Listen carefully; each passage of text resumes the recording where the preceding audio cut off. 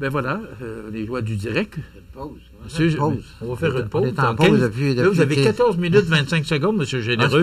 C'est pas assez. Ah, mais vous allez avoir un autre 14 minutes. OK, c'est bon. Vous êtes privilégié, vous savez, vous et monsieur Rivet, là. Ah oui. On vous donne... On est assis ce matin, y a-t-il une occasion spéciale ou... Ben, c'est parce que moi, je veux que les gens aient l'impression que ce matin, là, on va jaser. On va jaser, pas de problème. C'est l'impression que je veux... Ben, j'espère que ça va être plus qu'une impression. Monsieur Généreux, Bernard, de votre prénom, député fédéral, bonjour, comment ça va? Ça va très bien. C'est en pleine forme. Écoutez, on a à peu près une 20-25 minutes à jaser ensemble, mais j'ai tellement de choses à jaser avec vous qu'il va falloir des fois que vous répétiez un petit peu des réponses. Ah, parce que Annie, elle dit ça des fois, elle dit après l'entrevue, elle dit des fois, les réponses sont longues, mais là... Ça... Alors, je vais dire juste oui ou non. Un bon politicien, c'est ça, hein? Ça empêche le journaliste de poser toutes ces questions. Non, mais je ne fais pas par exprès. Bernard, il y a beaucoup de sujets que je voudrais aborder avec vous. D'abord, comment ça se passe? Là? Parce que, écoutez, ce qui se passe à Ottawa actuellement, là, ils perdent son latin. Là, on est en campagne pour la chefferie du Parti libéral du Canada. Oui. M. Carney qui est en avance. Et là, ce qu'on nous dit, c'est que, selon les sondages, entre autres sondages légers, mais il y a eu d'autres sondages qui nous disent que si M. Carney est élu chef du Parti libéral du Canada, ça fragilise un petit peu M. Poilievre ou le Parti conservateur du Canada parce qu'il y a 2 % de différence. M. Poilievre était quand même, le Parti conservateur était quand même très en avance, mais là, avec M. Carney qui arrive dans le décor, ça change un petit peu. Et au Québec, le Parti conservateur perd aussi des plumes, c'est le Bloc québécois. On voit le Parti libéral, le Bloc québécois, et le Parti conservateur en 3e position. Qu'est-ce que vous avez à me répondre là-dessus? Bon, écoutez, sondage, c'est comme une photo d'une journée. Ça dure l'espace de la journée qu'on a pris le sondage. Oui, mais souvent, quand il y a des élections, les gens, regarde, les sondages, c'était ça, puis les élections, ça dit pas mal. De façon générale. Le résultat des sondages. La réalité actuellement, c'est que beaucoup de choses bougent en même temps. Et nous, on le savait qu'à 48 % dans les sondages, c'est impossible qu'on demeure là lors de l'élection. C'était impossible. Ouais, c'était M. Trudeau qui était là aussi. Oui, en plus. Puis c'était beaucoup aussi un rejet de M. Trudeau dans les sondages. Et là, M. Carney semble être le sauveur. Là. C'est normal. On a déjà vu ça dans le passé. Puis M. Carney, la différence, de sa différence entre lui et Mme Campbell, par exemple, ou M. Turner, chez les libéraux, eux avaient fait de la politique avant. M. Carney n'en a jamais fait. La politique active, j'entends. Il avait déjà été député ou ministre. Lui, il n'a jamais été en politique. Il va l'apprendre à la dure, là, parce que déjà, hier, il avait dit dans une question d'un journaliste de Radio-Canada, il avait dit à un journaliste qu'il n'était plus sur le conseil d'administration quand ils ont pris la décision de Brookfield, c'est sa compagnie d'investissement, ou en fait, dans laquelle il est membre du conseil d'administration, de déménager aux États-Unis. Ça fait un peu bizarre quand on y pense. Puis là, c'est le genre de choses qui va venir faire... qui va se parler beaucoup durant la campagne électorale. La personne, elle veut être première ministre du Canada, mais un an avant de devenir potentiellement candidat pour devenir premier ministre du Canada, il a décidé de changer l'adresse de son entreprise pour l'envoyer aux États-Unis. Peut-être qu'au Canada, ça ne change rien que les employés qui sont déjà là, sauf que la réalité, c'est que les raisons pour lesquelles il est allé mettre son entreprise aux États-Unis, c'est que les aspects financiers sont meilleurs qu'au Canada. Et pourtant, c'est lui, dans les 4 dernières années, qui a aidé M. Trudeau à gérer l'économie. Alors, s'il avait voulu aider sa compagnie, il aurait fait des conditions gagnantes pour rester au Canada. Ben non. Tu comprends? Il y a comme une espèce de dichotomie. Un journaliste de Radio-Canada disait hier... Je ne veux pas te donner une réponse trop longue, mais si je reviens au sondage, inévitablement, on savait qu'on allait descendre, puis entre toi et moi, on a bien mieux descendre au moment où on se parle avant l'élection, parce que là, une hirondelle ne fait pas le printemps. On va dire ça de même. Fait que, qu'est-ce qui va arriver durant l'élection? Est-ce que M. Carney va se révéler un homme, en passant, son français, on passera, là? Tu sais, je veux dire, on ne le connaît pas, cet homme-là. Là. Il a beau avoir été président de la Banque du Canada, c'est pas juste ça qui fait un homme. Là. Je veux dire, il faut que politiquement, il apprenne à parler à monsieur et madame tout le monde, ce qu'il n'a pas été capable de faire jusqu'à maintenant. Là. Alors, puis en plus, qu'il veut nous faire une pause là, sur les finances du pays pour dire, il faut faire la distinction entre les investissements puis le fonds de roulement, là, si on peut appeler ça de même. Il risque d'être moins dépensé que M. Trudeau l'a été. Parce que c'est plus probablement un administrateur que M. Trudeau. Ça dépend, parce que tu vas sûrement tantôt m'amener sur la relation avec Trump et les États-Unis, mais dans une autre question future. Mais inévitablement, on aura besoin de faire des investissements majeurs au Canada. Puis, que ce soit les conservateurs, les libéraux, n'importe quel gouvernement qui sera en place, on a besoin de trouver des nouveaux marchés et de trouver des façons d'aller vers ces nouveaux marchés-là. Pipeline, etc., etc. Donc, corridor énergétique, appelle-le comme tu voudras. Il va y avoir des choses qui devront être faites. Bon, mais ça, je vais vous revenir dans le deuxième... mais c'est pas inquiétant, les sondages. Partie de l'entrevue. Michel, les sondages, c'est pas inquiétant. De toute façon, c'est une photo, là, puis la campagne n'est pas commencée encore, là, officiellement. Non, mais là, on sait que M. Carney, ou en tout cas, le nouveau chef ou la nouvelle chef, on va connaître le 9 mars. Dans 10 jours, exactement, il va être premier ministre.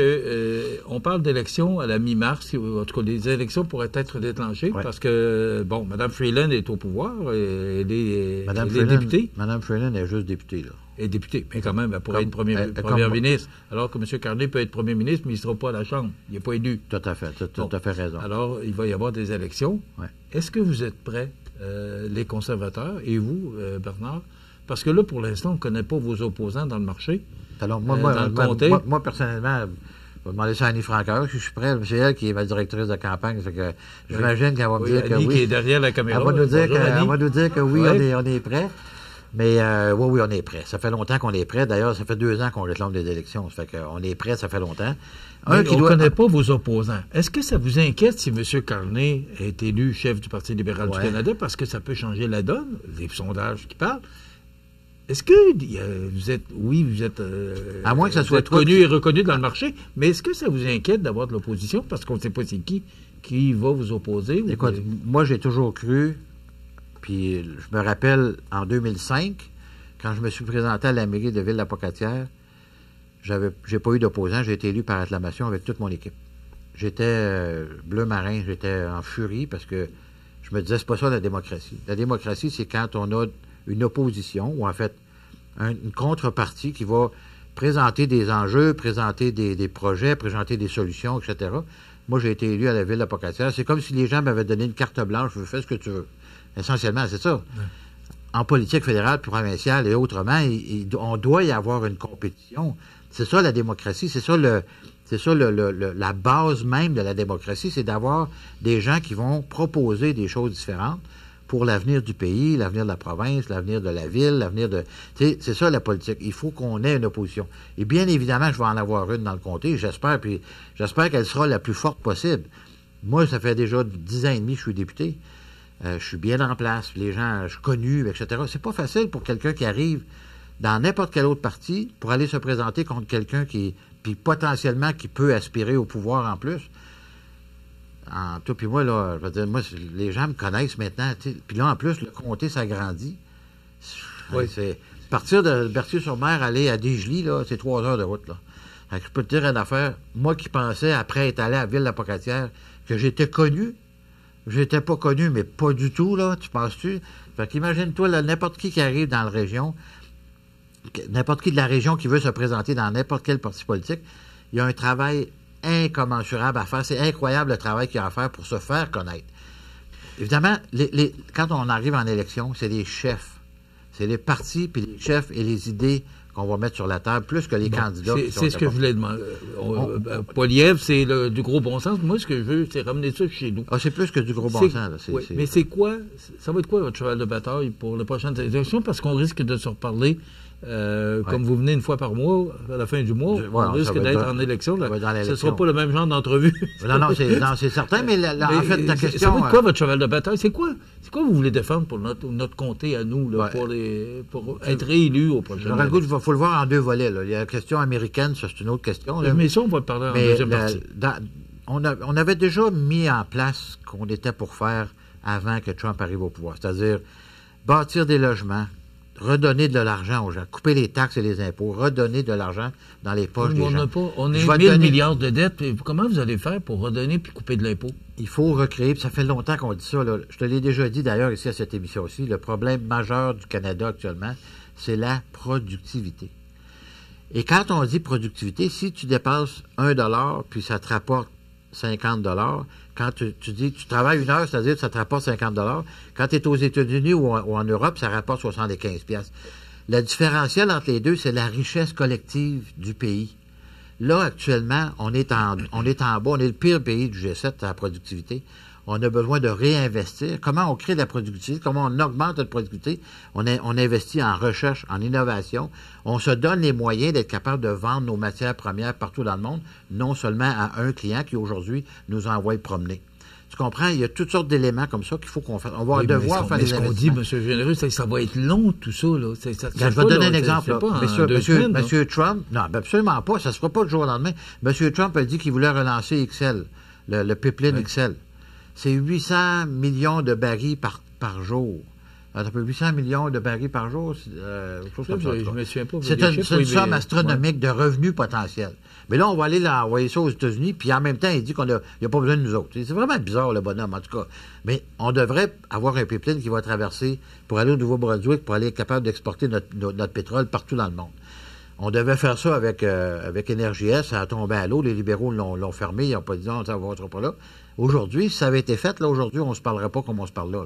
Il y aurait des revenus, on aurait une augmentation de la productivité au Canada, on aurait une augmentation de la richesse collective qui est capable de donner des baisses d'impôts, des baisses de taxes pour que les gens aient plus d'argent dans leur poche.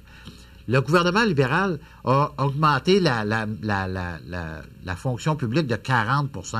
La population canadienne n'a pas augmenté de 40 %. As-tu l'impression d'avoir été bien servi dans les 5-6 dernières années, toi, là? Les gens faisaient le camping pour être capables d'avoir un passeport il y a 2 ans. C'est fou raide, là. L'augmentation de 40 %, c'est des sommes astronomiques. Mais vous voyez ce qu'aux États-Unis, ce que Elon Musk est en train de faire. Là.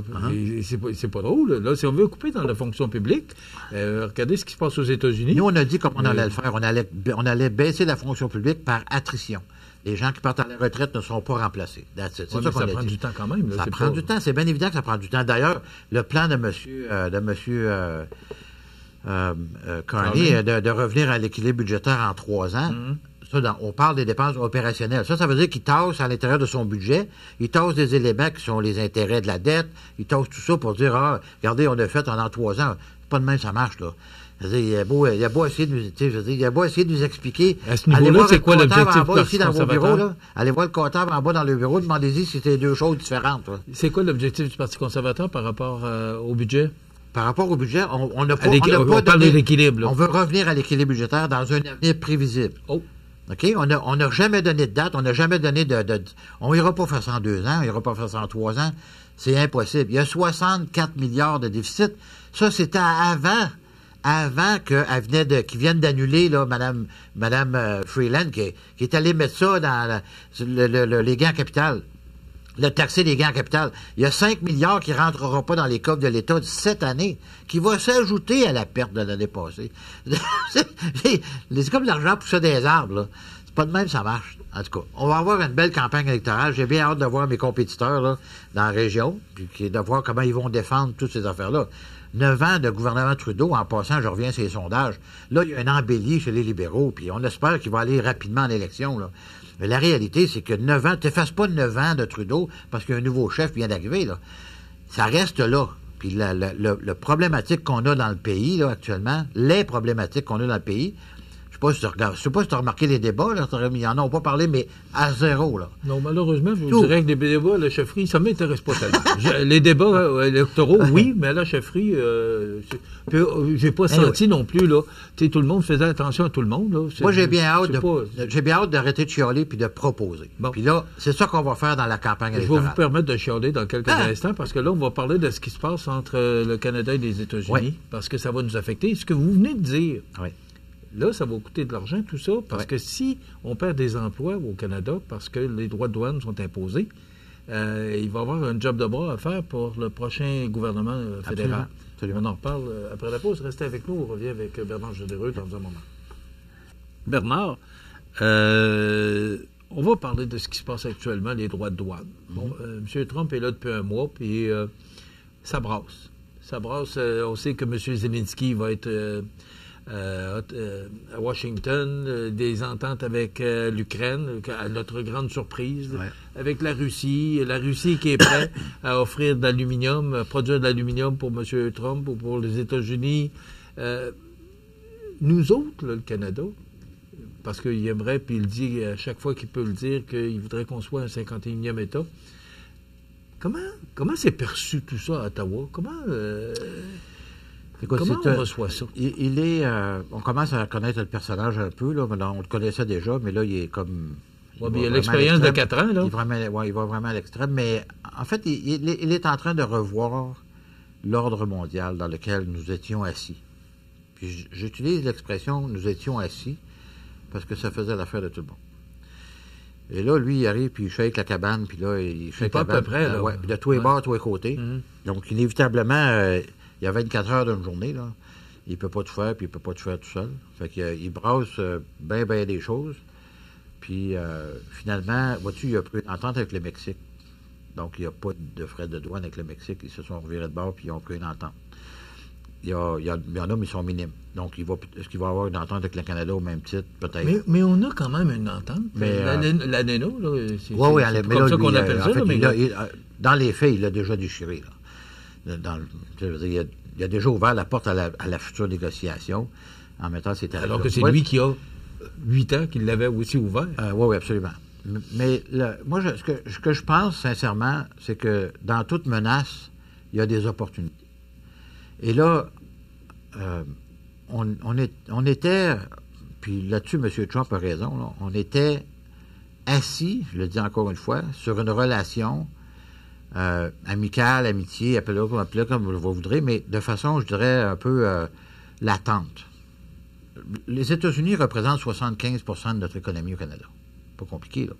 Tout ce qu'on exporte, tout ce qu'on produit, ça en va aux États-Unis à 75 Alors, à partir du moment où on est, je dirais, on est partie prenante de cette relation-là qui est importante, puis qu'il arrive quelqu'un qui shake la cabane comme M. Trump fait, qui nous menace, qu'est-ce que ça nous fait réagir? Comment on doit réagir? Moi, je pense que la réaction de cette menace-là on doit la saisir comme une opportunité. C'est-à-dire qu'on doit trouver de nouveaux marchés, de s'assurer de mettre les outils nécessaires, d'avoir les outils nécessaires pour atteindre ces nouveaux marchés-là, pour diminuer notre dépendance économique envers un pays qui, on ne sait jamais qu'est-ce qui va arriver. D'ailleurs, on est témoin de ça, là, live, là. Comment est-ce que ce pays-là ou ce dirigeant-là va nous traiter dans le futur. Donc, je pense qu'il faut qu'on diversifie nos sources de revenus en exportant notre pétrole, notre gaz, nos minéraux, toute notre énergie, l'hydroélectricité, mais à d'autres ou de d'autres façons. Puis dans d'autres, là, c'est pas nécessairement d'autres sur un autre continent, c'est d'autres entre nous aussi. Parce que l'électricité au Québec, là, elle pourrait avoir une ligne de transport à travers le Canada, là. On pourrait donner l'électricité à tout le monde au Canada, pratiquement, là. On aurait juste à faire des barrages, puis on serait capable d'en vendre. Et on doit relier le commerce interne au Canada de façon beaucoup plus, parce que ça, là, juste ça, ici à l'interne, là, ça représente à peu près 20 de tarifs qu'on charge à nous autres, là. Donc, si on était intelligent de 200, on s'assurerait de tout enlever ça. Mais première des choses, M. Trump disait, je cite, le Canada n'est pas capable de vivre sans nous. Est-ce que c'est jusque-là? En fait, il n'y a pas complètement tort. Mais la réalité, c'est qu'on peut faire beaucoup mieux. Je te dis, on est assis là-dessus, nous autres, là, depuis 50 ans, 100 ans, on est assis sur la relation avec le plus gros joueur au monde.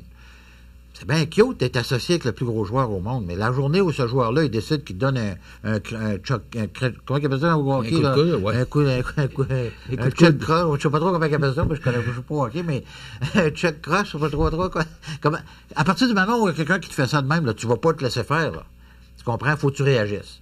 Alors, moi, c'est ce que le Canada va faire. Ils vont réagir avec des tarifs œil pour œil, dent pour dent, mais après ça, qu'est-ce qu'on fait? Il faut qu'on exporte il faut qu'on grandisse différemment. Et ça, je pense que c'est ça qu'il faut on est en train de réaliser actuellement. On est en train ça va coûter cher pour le réaliser. Parce que s'il tient les promesses qu'il a dit s'il dit ce qu'il va faire, S'il fait ce qu'il dit, dans les prochains mois, prochaines années, on en a pour un petit bout à avoir mal.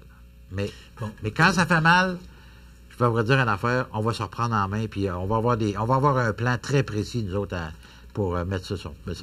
Le temps passe vite, mais oui, ça va coûter cher. On est déjà, c'est 1000 milliards, 1200 milliards de dettes, là. Comment on va faire? Si vous êtes élu, si le Parti conservateur prend le pouvoir aux prochaines élections, comment vous voyez ça? Parce qu'on est déjà surendetté. Puis là, vous dites, ça va coûter cher. Oui, mais on va le prendre où, l'argent? Vous dites que le Parti conservateur, vous voulez baisser les impôts. Mais moi, c'est pas ça que je vois dans mon livre, là. Moi, je vois bien plus qu'on va payer encore plus d'impôts parce qu'on là, la dette, c'est la moitié quasiment du budget qu'on paye en intérêt au niveau de la dette fédérale.